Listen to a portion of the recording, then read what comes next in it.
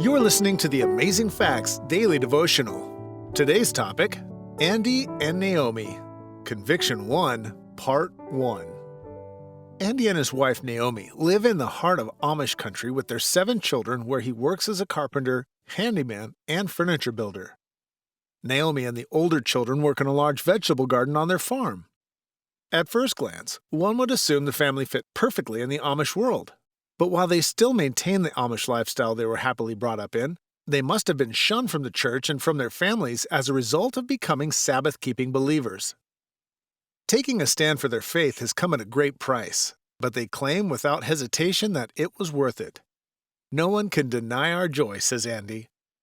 How did Andy, an Amish man living in the heart of Amish country, become a Sabbath keeper?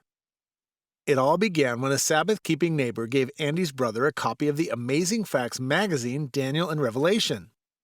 When Andy and his brother compared the contents of the magazine to the Bible, they could see that the teachings were true.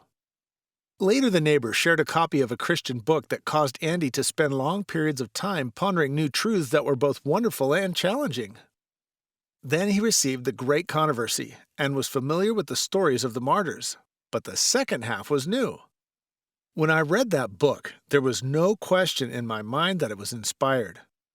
Andy and his wife Naomi had been taught the 10 Commandments since their childhood, but Andy had always wrestled with the question of why Amish did not keep the 4th commandment. He also had suffered much inner conflict over the question of why a God of love would cause people to suffer in hell for eternity. I would stay awake at night and think about these things, Andy recalls. When I read the Amazing Facts magazine, I came to understand the truth.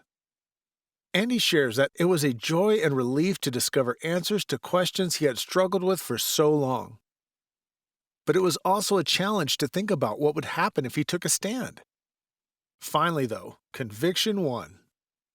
I realized that I was living a lie, and I could not do that. Naomi also had challenges to work through. Have you ever wrestled with the decision to obey God when it might upset family or friends? The Lord promises to honor those who honor Him. Our key Bible text today comes from Matthew chapter 10 and verse 37.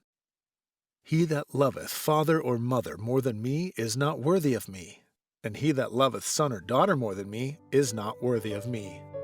Thank you for listening to the Amazing Facts Daily Devotional.